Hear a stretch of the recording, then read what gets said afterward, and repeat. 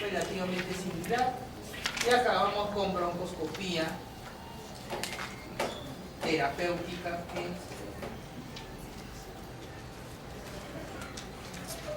asma aguda severa. La finalidad de esta charla, yo creo que todos manejan un asma.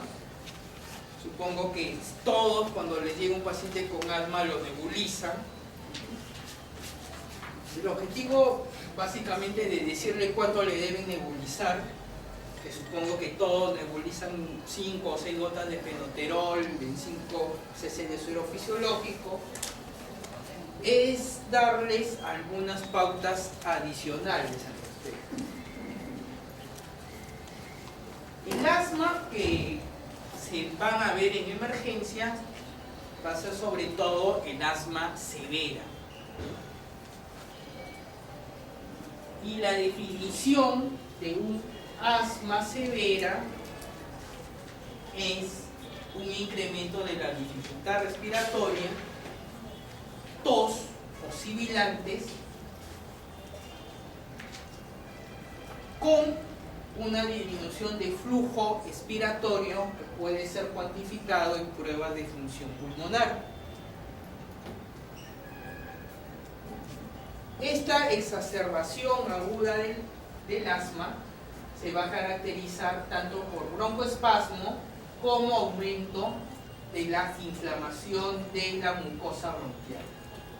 Y se puede deber como causas etiológicas por agentes alérgicos, en la cual va a ser mediado por inmunoglobulina E, por infecciones sobre todo de tipo virales, en las cuales hay aumentos de neutrófilo y interleuquina 8 y 10. Las infecciones bacterianas también pueden llevar a una exacerbación aguda, o agentes ocupacionales.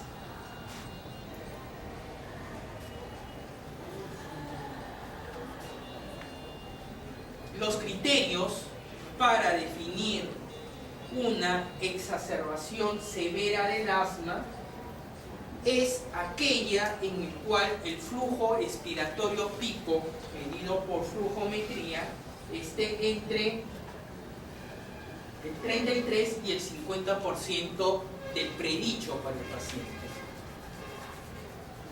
Si hay una frecuencia cardíaca mayor a 110 o frecuencia respiratoria mayor de 25, y si el paciente al momento de hablar es incapaz de completar una oración en una respiración.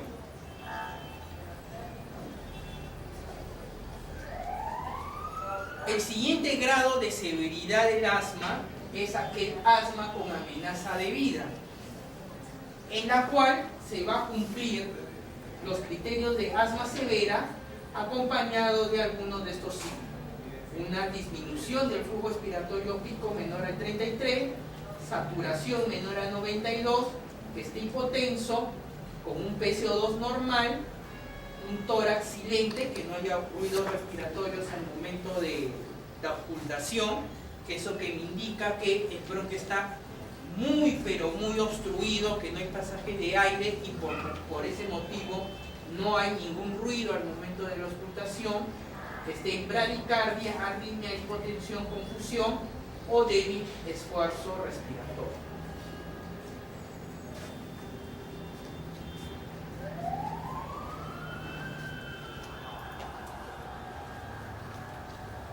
Y el siguiente grado de gravedad es el asma casi fatal, en la cual es lo anterior que mencioné, o sea, el asma con amenaza de vida, pero con aumento de PCO2, o que el paciente tenga necesidad de ventilación mecánica. El aumento de PCO2 está en relación a fatiga muscular.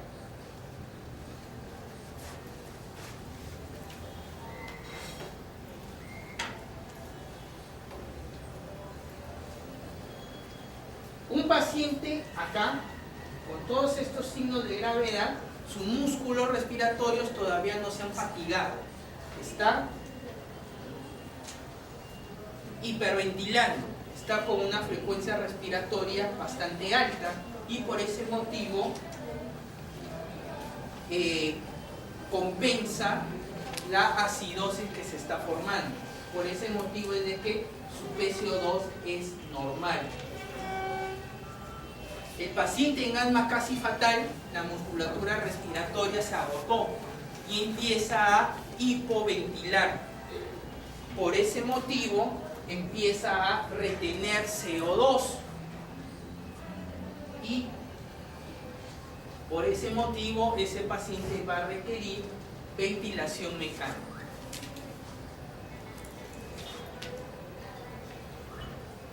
¿Qué grupo de pacientes tienen riesgo de asma fatal o casi fatal? Son aquellos con antecedentes que hayan tenido ya episodios de asma casi fatal o necesidad de ventilación mecánica, que hayan tenido una hospitalización o visitas a urgencia en el último año, que estén usando o hayan dejado de usar recientemente corticoides orales, que no usen habitualmente corticoides inhalados. Recuerden que el corticoide inhalado es el tratamiento de prevención y control del asma. Un asma no controlada, habitualmente el paciente nunca usa esto.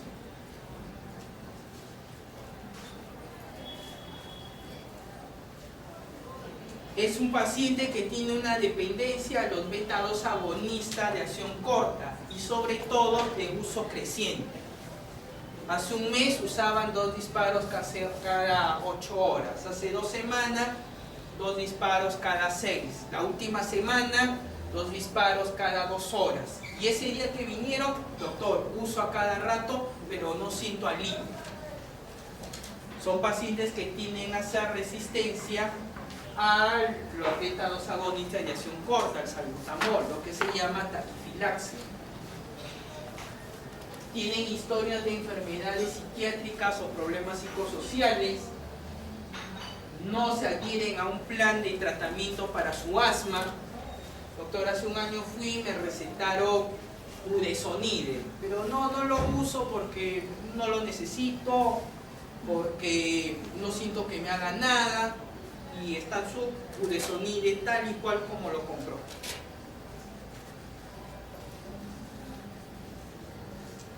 La clínica, un paciente con asma severa va a tener disnea en reposo, va a hablar entre palabras, va a respirar agitado, una frecuencia respiratoria mayor de 30 por minuto, uso de musculatura accesoria y va a encontrarse con sibilantes fuertes. Un paciente en paro inminente, en asma casi fatal, va a tener disnea en reposo, pero ya va a estar confuso. ¿Por qué va a estar confuso? Por retención de CO2. Su musculatura está a un punto de hacer paro respiratorio, está en respiración paradójica, en disociación tóraco-abdominal, que respiran y el abdomen se le hunde y el tórax sube. Y los sibilantes está ausente, no porque no haya broncoespasmo, sino porque los bronquios están tan cerrados que no entra aire y no produce los ruidos de roncantes o sibilantes que escuchamos habitualmente.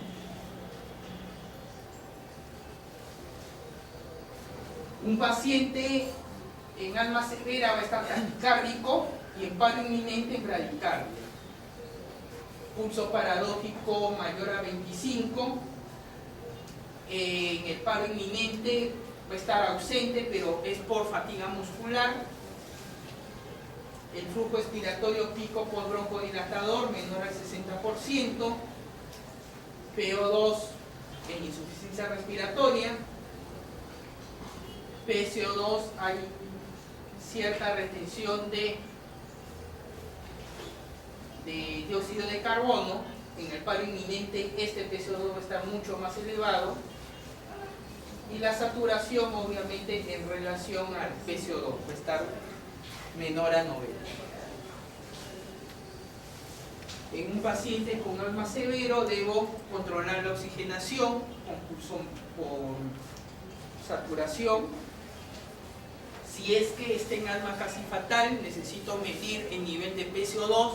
Para eso voy a necesitar una gasometría arterial. Radiografía de tórax, no para diagnóstico de crisis asmática ni de asma. Un asma no se diagnostica por radiografía. Una radiografía de tórax me va a servir para descartar otras enfermedades o verificar si hay alguna patología concomitante. Por ejemplo, puede ser una crisis asmática en el contexto de un paciente con neumonía, o puede ser una crisis asmática y el paciente tenga aparte un neumotórax. ¿Ok?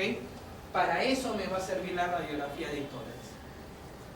Si es posible, medir la flujometría del paciente.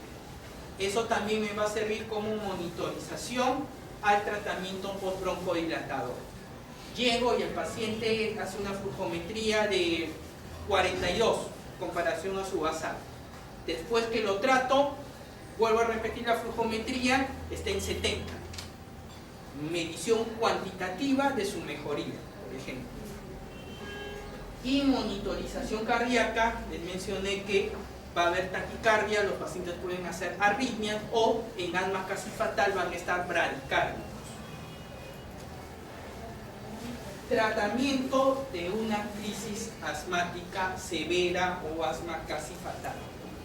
Primer punto, los pacientes en este grupo están con saturación, están en insuficiencia respiratoria. Lo primero que yo tengo que dar en estos pacientes inmediatamente, oxigenoterapia. Conseguir una saturación mayor a 92 en adultos o 95 en niños. Puedo administrarlo por cánula binasal o máscara de Venturi y monitorizo la respuesta al tratamiento con pulsoximetría.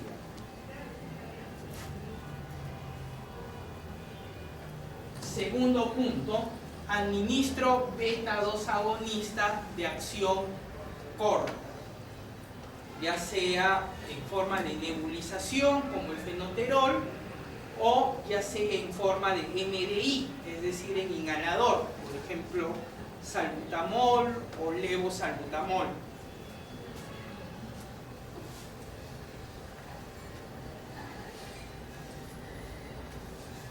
Estos beta-2 agonistas de acción corta deben ser administrados lo más rápidamente posible.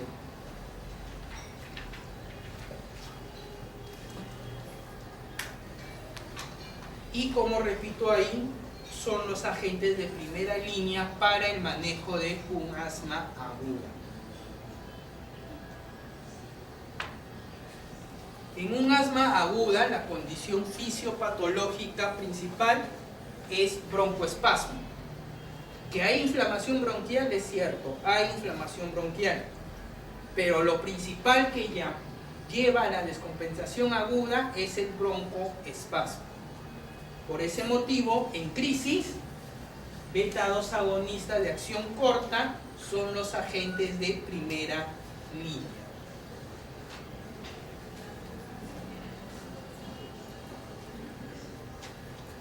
Puedo administrar en forma de inhalador salbutamol a 4 o 6 puff usando aerocámara cada 10 o cada 20 minutos por espacio de 1 hora, o fenoterol 1 gota por cada 10 kilos de peso, máximo 5 o 6 gotas con intervalo de 10 minutos.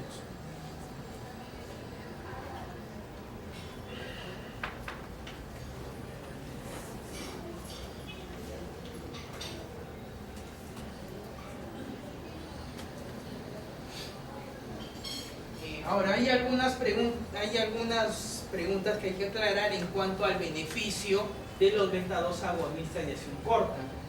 Punto 1. ¿Cuál es mejor, la nebulización continua o la nebulización intermitente? Nebulización continua es un dispositivo en la cual pongo una solución de la concentración del broncodilatador en suero fisiológico, lo pongo en una máscara y lo dejo ahí al paciente 1 hora, completita. Intermitente es lo que habitualmente hacemos en emergencia. Nebulizamos una vez, descansa 10 minutos, nebulizamos otra vez, descansa 10 minutos y así sucesivamente. Eso es intermitente. Otra pregunta es, ¿cuál es mejor? ¿Lo nebulizo o le doy el inhalador con aerocámara? Y la tercera, la dosis máxima. ¿Cuánto máximo puede usar de inhalador para el manejo de una crisis?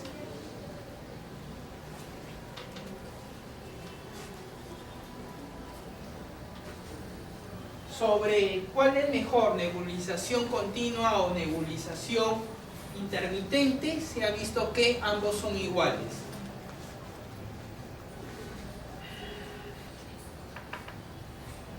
Ningún parámetro, incluido pacientes que necesitaron hospitalización, considerados como variable, o mejoría de la función pulmonar, no hubo beneficio entre uno u otro. Ambos son equivalentes.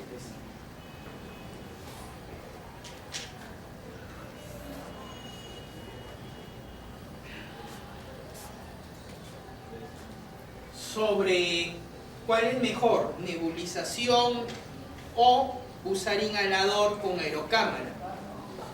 Igual, tanto en niños o en adultos no hay mayor variación o menor beneficio entre usar nebulización o usar inhalador con aerocámara. Es más, usar los MDI con aerocámara tienen una ligera evidencia favorable.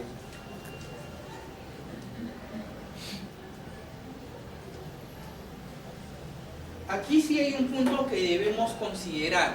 Cuando yo administro, muchos de los pacientes con asma aguda severa necesitan oxígeno, ¿ya? Si bien es cierto, la llegada del beta-2 agonista con el MDI o la llegada mediante la nebulización va a ser casi equivalente uno con otro, pero si el paciente necesita suplemento de oxígeno, más conviene usar la nebulización, porque en la nebulización estoy administrando oxígeno, ¿ok? Podría sí ser el caso de administrar mi oxígeno por cánula binasal y administrar mi beta-2 agonista en forma de MDI con inhalador. Podría ser, pero de repente por una cuestión de practicidad puede ser más conveniente la nebulización. Pero recuerden que es igualmente efectivo usar el MDI con aerocámara. Eso, por ejemplo, en el caso que estén en un centro de salud lejos, que no dispongan de balón de oxígeno, no lo van a poner a nebulizar. Les digo, un paciente con asma aguda, administren el inhalador en forma de aerocámara en la dosis que les he sugerido. Ahora, ¿cuál es la dosis óptima o la dosis tope en la cual debemos esperar para ver si el paciente respondió o no al beta-2 agonista de acción corta? La dosis óptima debe estar en función entre la mejoría del paciente y los efectos secundarios a los beta-2 agonistas de acción corta. Si uso mucho beta-2 agonistas de acción corta, el paciente va a estar con palpitaciones, taquicardia, tremor de manos. ¿Okay? Entonces, debo buscar una dosis óptima para el tratamiento. En este estudio, realizado en más de 100 pacientes, se vio que el 70% tuvo una buena respuesta al tratamiento con salbutamol mediante inhalador con aerocámara, y aproximadamente cerca al 70% de este 70% no requirió más de 24 disparos en 1 hora de tratamiento. El resto, el 30% restante de este 70%, a pesar de haber subido la dosis o administrar más disparos de mi inhalador, no hubo mayor mejoría a pesar de 3 horas de tratamiento.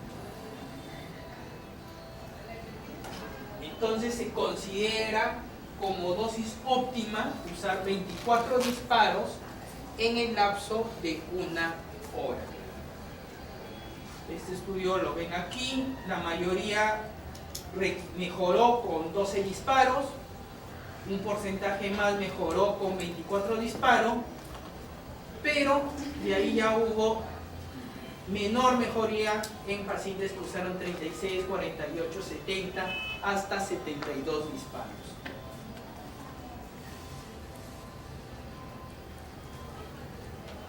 Conclusión: mediante este estudio, 1/3 de pacientes en los cuales usó más de 24 disparos es poco lo que se puede esperarse de mejoría con los beta-2 agonistas de acción corta.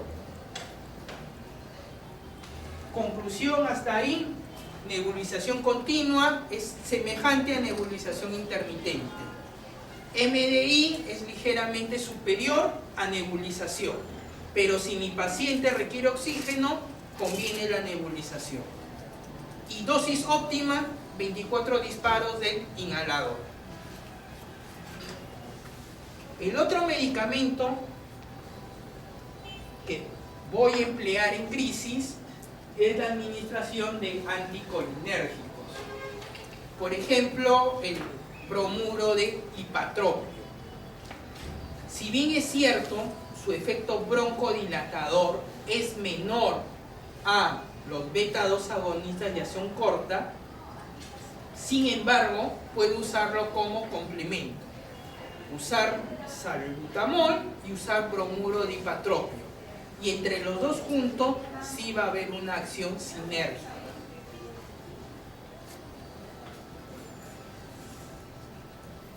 Las guías me recomiendan que el empleo de ambos fármacos conlleva a una mejoría, una reducción del número de hospitalizaciones, mejoran el flujo expiratorio pico más rápido y si el paciente se hospitaliza menos hay menor costo.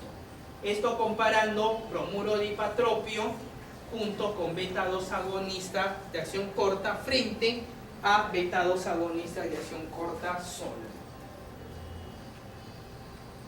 Se recomienda dosis de 4 PAF cada 10 minutos administrado con aerocámara junto con el beta-2 agonista, o hay presentaciones también de sachet de bromuro de ipatropio para nebulización, pero no en el Perú. Pero si por ahí ven uno, se puede usar 500 microgramos, que es un sachet, cada 20 minutos en nebulización.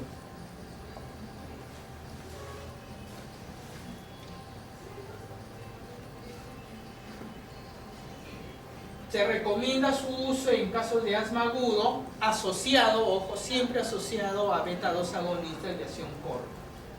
Sobre todo en casos que no mejoren con el uso solo de salbutamol o fenoterol.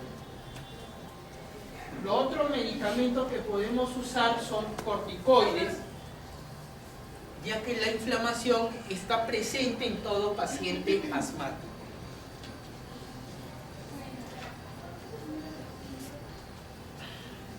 Recordar, eso sí, que los corticoides sistémicos, ya sea prednisona o hidrocortisona o metilprednisolona, no van a mejorar la función respiratoria y por lo tanto no van a mejorar la crisis rápidamente.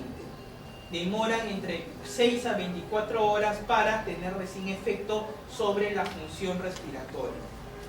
Recordar también que la vía endovenosa y la vía oral tienen efectos equivalentes, es decir, van a hacer efecto casi al mismo tiempo en pacientes asmáticos.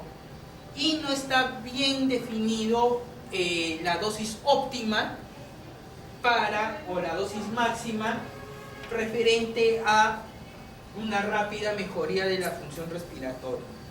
Habitualmente usamos prednisona a dosis de 1 miligramo por kilo día o su equivalente en otros corticoides.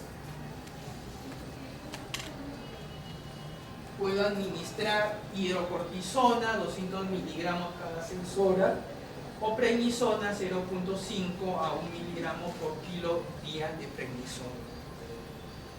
Punto acá, personalmente, bueno, ninguna guía van a encontrar el uso de dexametasona.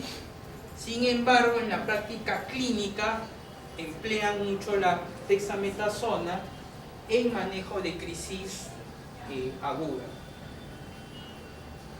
Personalmente, si tengo que elegir entre dexametasona endovenosa y prednisona sola, vía oral, prefiero prednisona vía oral. La dexametasona, si bien es cierto, es más potente, entre comillas, que la prednisona, sin embargo, su tiempo de efectividad es mucho mayor, demora más tiempo, y los efectos secundarios mineralocorticoides también es mayor.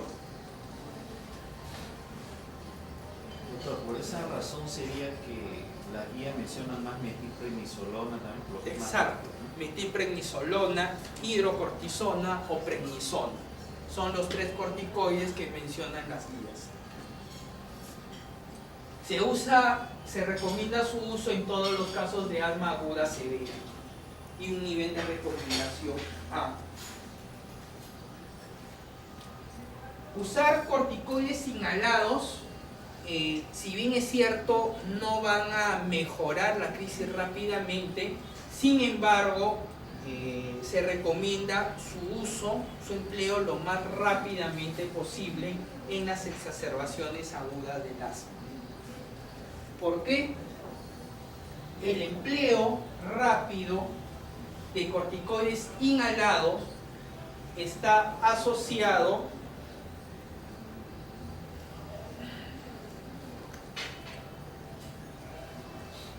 usarlo junto con el empleo de salbutamol en asma aguda con corticoides sistémicos, ¿no?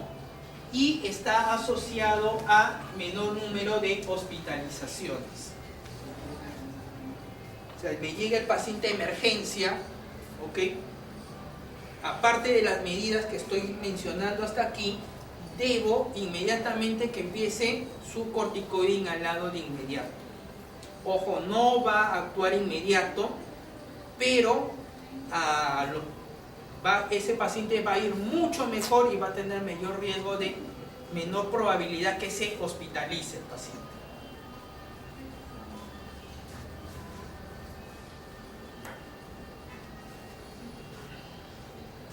Además, también los pacientes que emplearon prontamente el corticoide inhalado tienen un índice más bajo de recaída que aquellos que usaron prednisona solo. ¿Okay? O sea, el corticoide inhalado debe ir complementando al beta-2 agonista de acción corta, si le estoy asociando bromuro dipatropio, que es broncodilatador, al corticoide sistémico, complementa también el corticoide inhalado.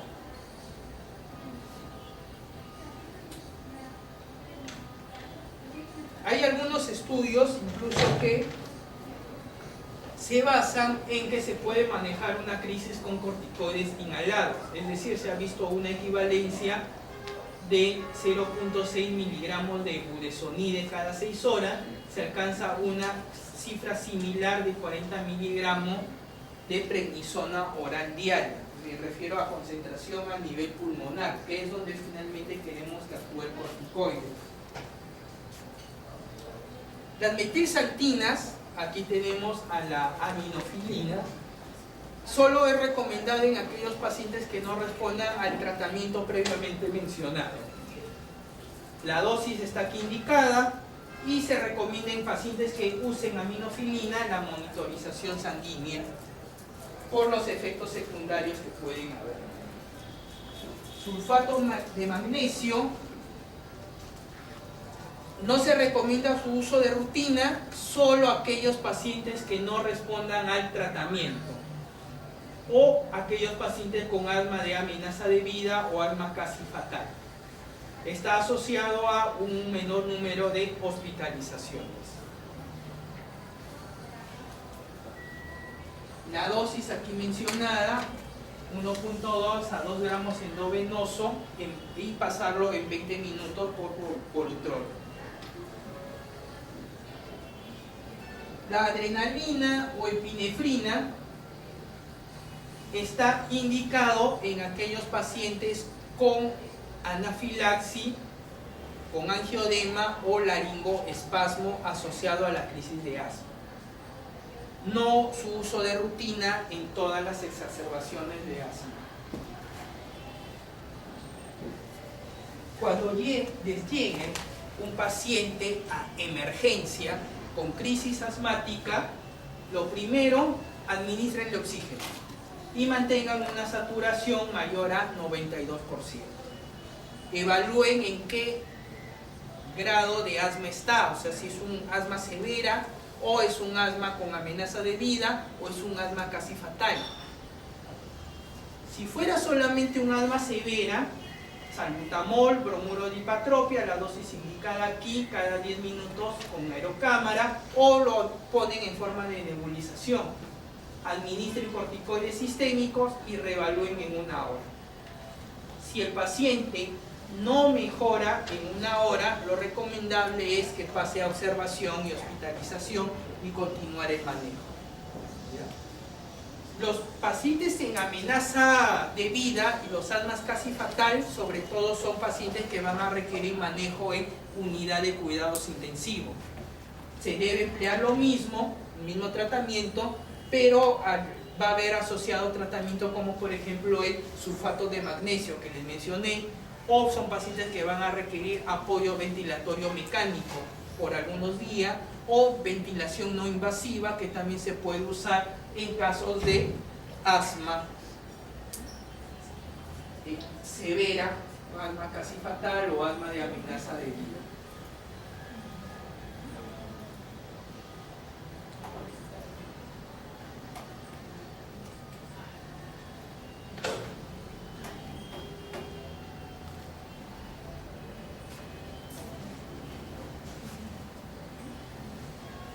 Si el paciente pasa a la sala de observación, continúa con el salbutamol con bromuro de hipatropio. Si lo estoy nebulizando, se sigue con las nebulizaciones y el bromuro de hipatropio lo doy aparte con aerocámara. Mantener el oxígeno suplementario haciendo la monitorización con... Vamos, no se queden dormidos. Con saturometría. Sigo administrando mi corticoide sistémico. Si hubo necesidad y no respondió a esto, administrar metilxantinas, aminofilina o considerar el uso de sulfato de magnesio.